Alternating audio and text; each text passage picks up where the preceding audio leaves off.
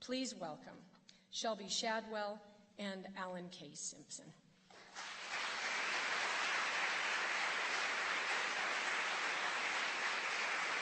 Oh. Thank you.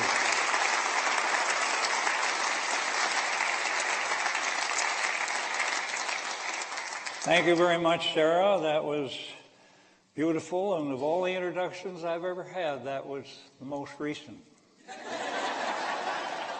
And so, besides that, that's my niece, so it's fun. Well, here you are, gluttons for punishment. And thanks for being here. Some old guy said we're all here because we're not all there, and you'll think that. And it's a special time for me to be back in this community because I spent many months and years here with my grandparents, Peter and Mary Coy, and a wonderful array of cousins, the Hearsts and Reynolds cousins and their families, and fond memories of a very special place of my youth. And my mother lived here, and of course the town of Coy was part of our heritage.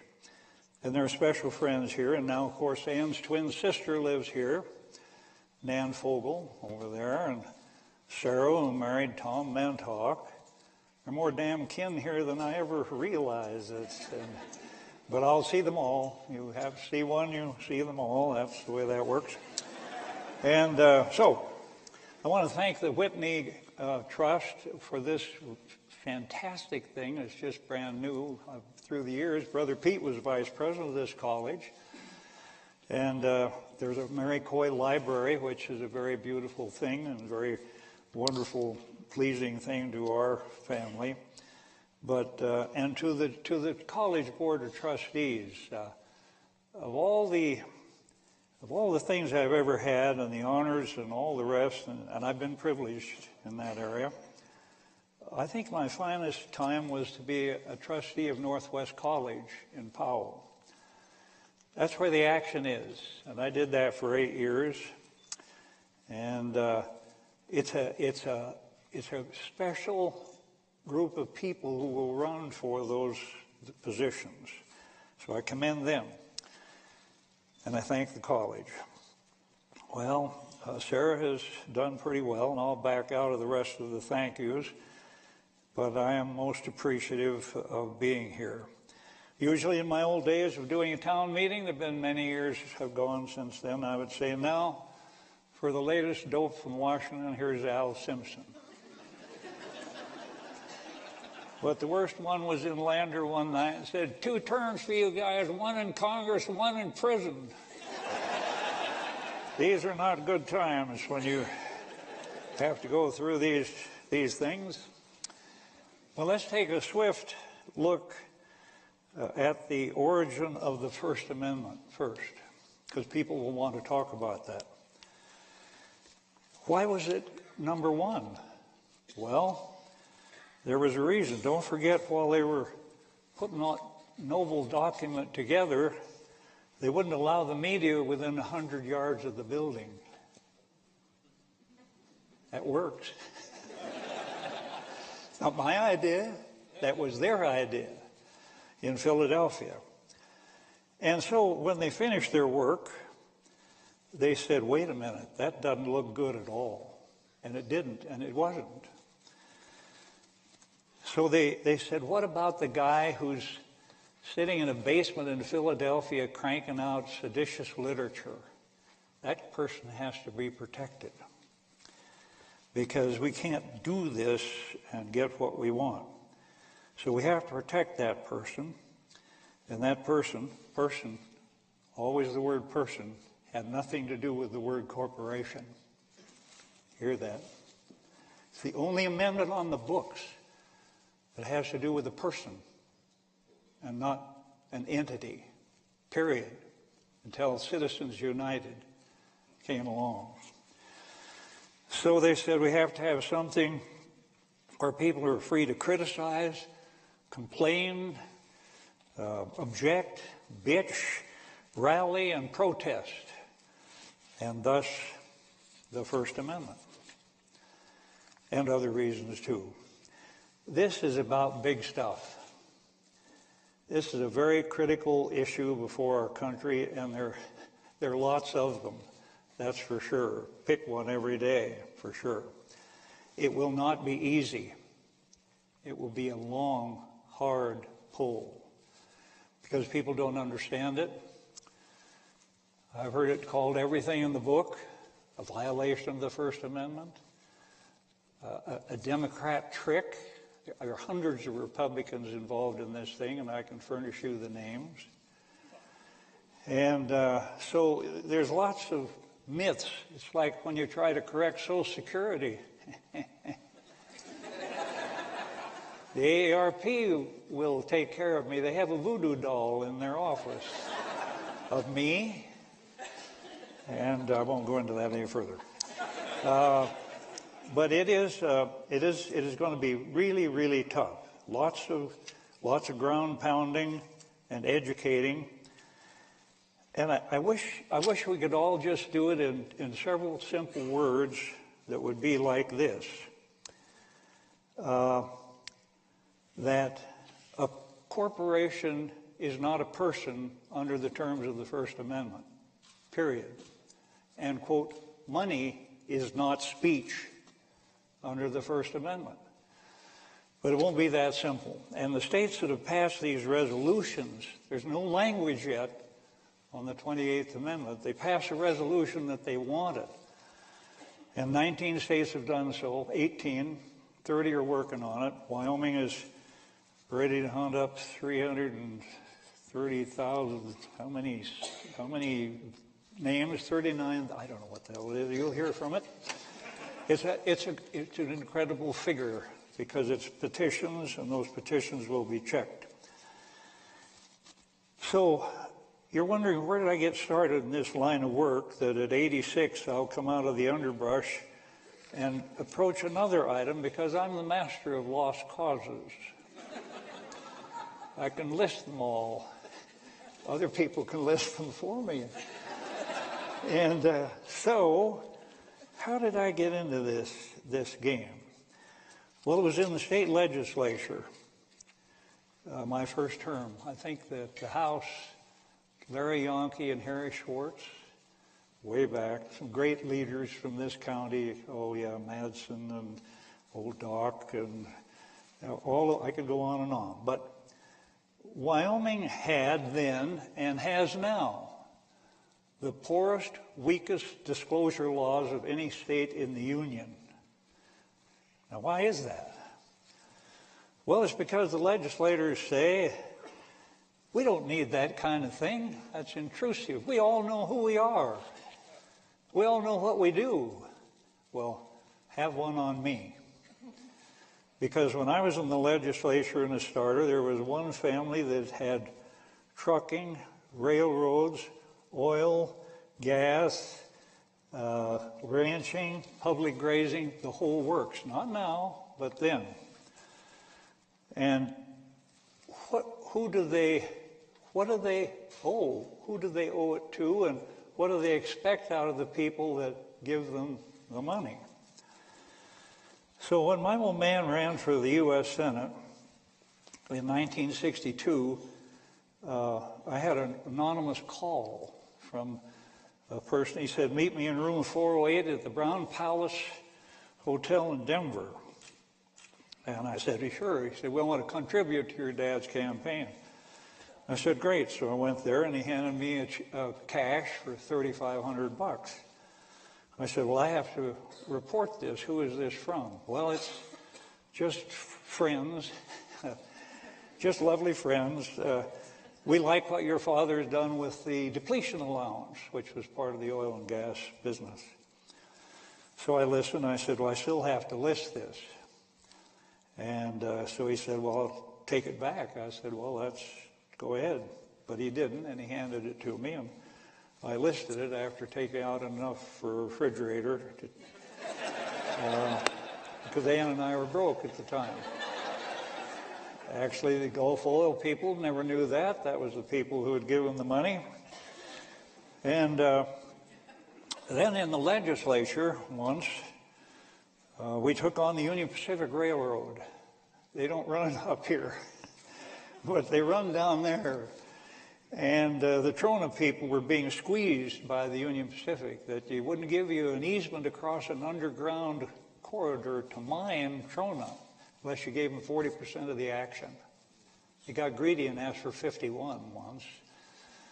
The attorney for the other side, the Trona industry, that Herschler and I were involved with, and Hellbaum, was Mike Sullivan. Very interesting issue. He passed the House, good.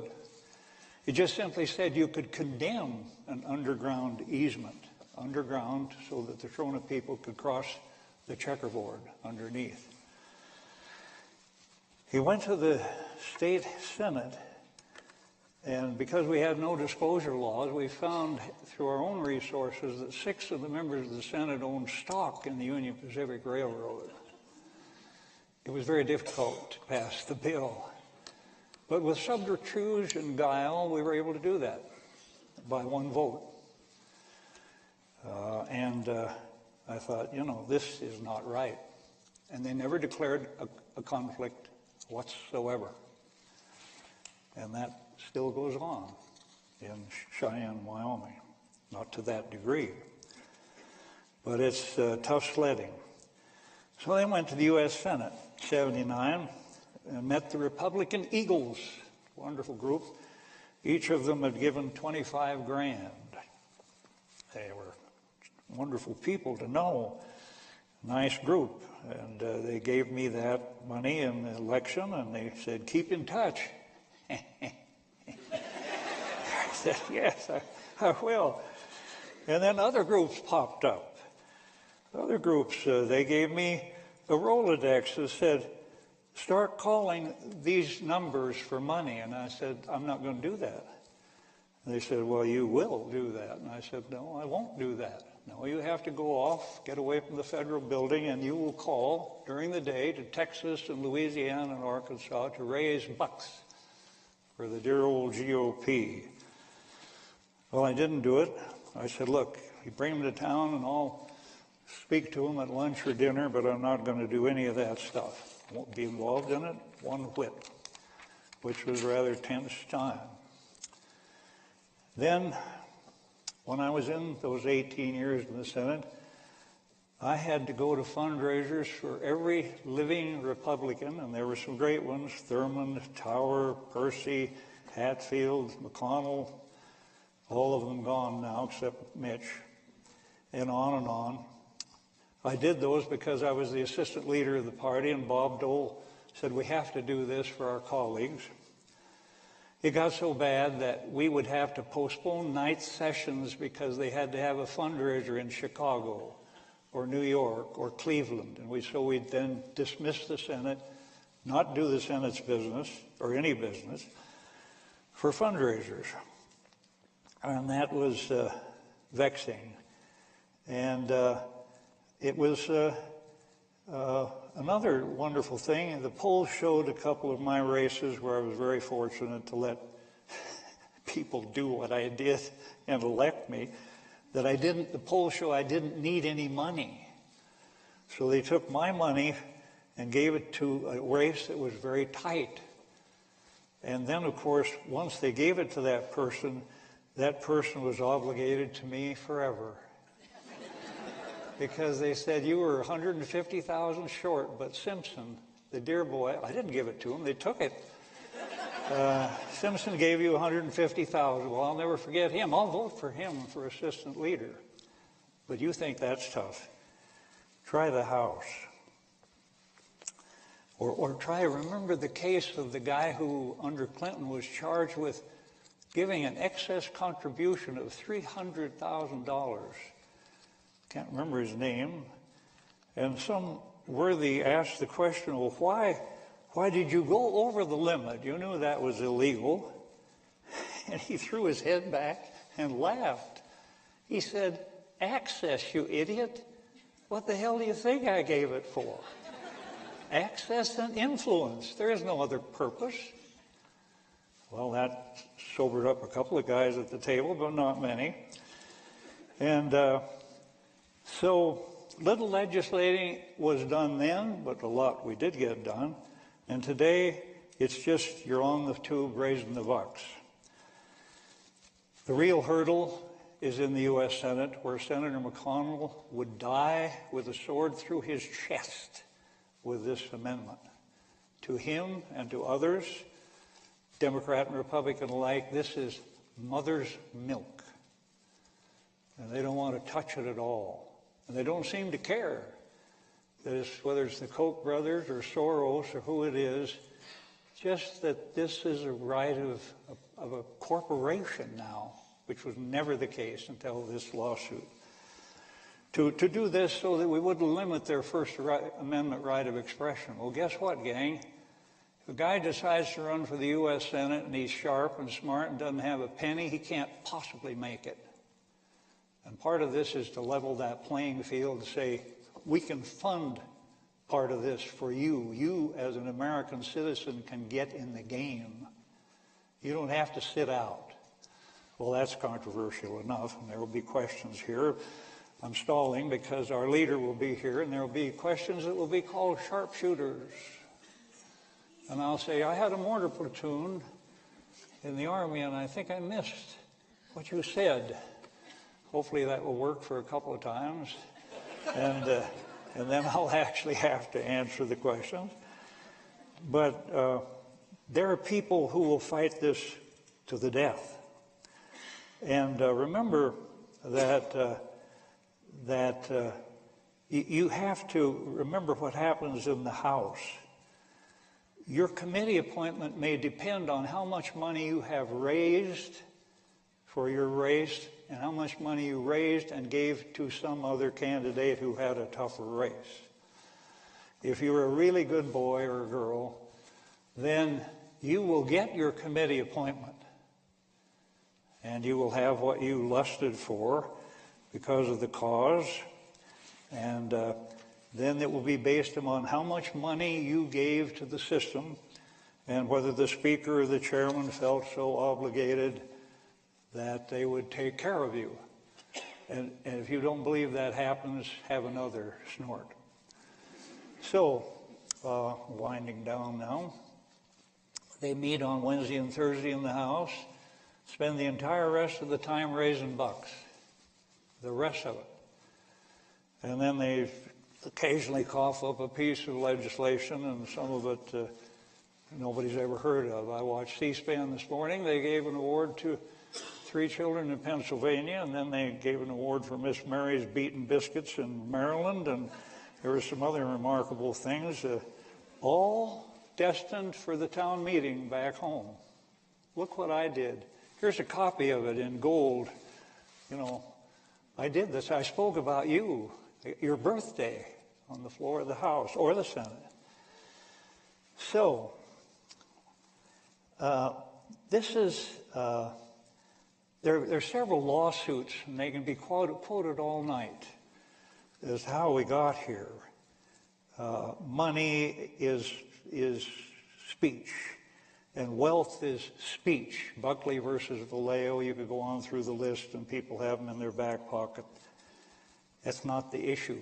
You can quote them all, and you can bring up the statute books if you want. The issue is like what we did with the Iraq study group, where there were 5 Democrats and 5 Republicans, and we had to agree on every word, and we did.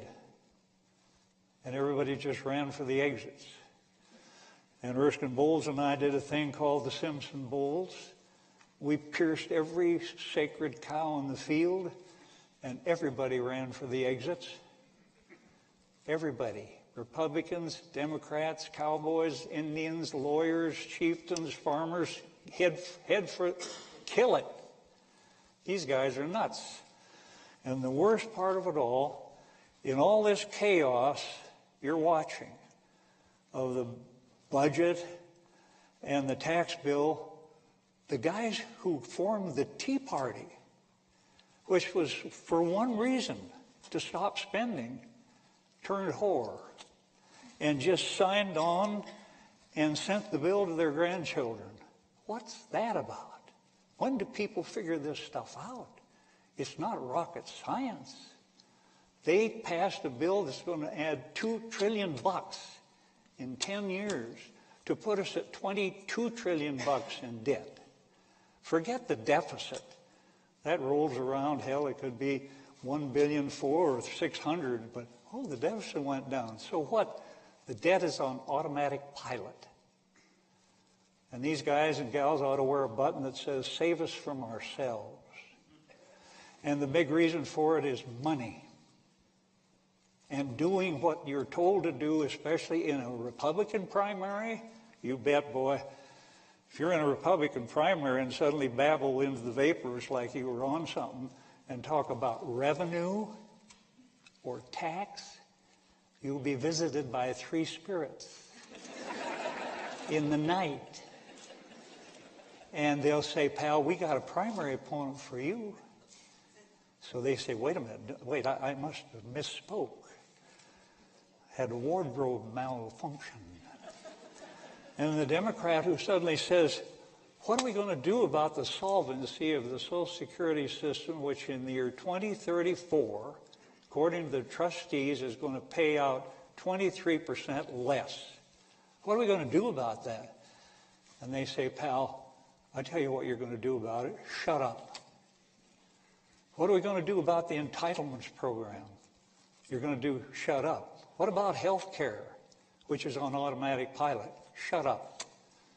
And that's your country right now. And there are guys who pay them to stay a little quiet. Forget who it is. Democrats, Republicans, it's there. So it is that that's where we are. And the real issue tonight, and I hope we'll get some good questions, I know we will, is not how we got here, it's what the hell do we do now? Save me the singing and the dancing and the music and the violins about how we got here through these court cases, and tell me what the hell are we going to do now? When do we get our first $100 billion president from George Soros or the Koch brothers? Anonymous money. You don't report it, or you funnel it. You run it through some other system. That's all there right now. And you think the guys in office are going to handle this? That's why you have to go to a constitutional amendment, which is such a serious business and so hard to do. But that's where we are. This Congress will never, no Congress, will ever deal with these issues. And so, it is a cause. I'm not obsessed with it. As Ann says, Al, how did you get into this one now? By the way, as I say, her twin sister lives here, and she married a twin. They said, how do you tell them apart? I said, I never considered that my responsibility. And she's a beautiful, lovely person. But we have to do something. I hope you're here to sign up and ask any questions you wish. Our leader will be here. He was delayed in Casper. He's here. This is good, because when the questions come, I'll pull the mortar tube thing. But the precious First Amendment is only on the books for the individual. It's never intended. Let me read you just a short actual comment of the Wyoming Constitution. This ought to sober a few up, because it's really saying that corporations are creatures of the state. They are endowed for the public good with a portion of the sovereign powers that must be subject to their control. And Section 2, Article 20 says, all powers and franchises of corporations are derived from the people and are granted by their agent, the government, this is Wyoming Constitution, for the public good and general welfare, and the right and duty of the state to control and regulate them for these purposes is hereby declared. That's pretty clear for this old state. Those folks back in that 1890s knew what they were doing, and there's a lot of that stuff on the books. But we're here to bring back equality and common sense and integrity and avoid the layman's view. What does the layman think of all of this? You know what they think. These guys are crooks. these are corporate toadies. They're bought, paid, and that's it. And how can they not? They can't get any money to run. Why give a guy $5 when they read in the paper he got $5,000 from somebody with no name? So the layman thinks it's all a stink of corruption, and they're not far off. And the cause, I think, is just, and I think it's very needed, or else we wait for the bought president of either party, or the bought Congress, or continue the bought Congress of either party. And I think this would be a very sad last chapter of American democracy, and that's why I got involved. And I think the states must set this, our own limits in this state, get it done in a permanent way.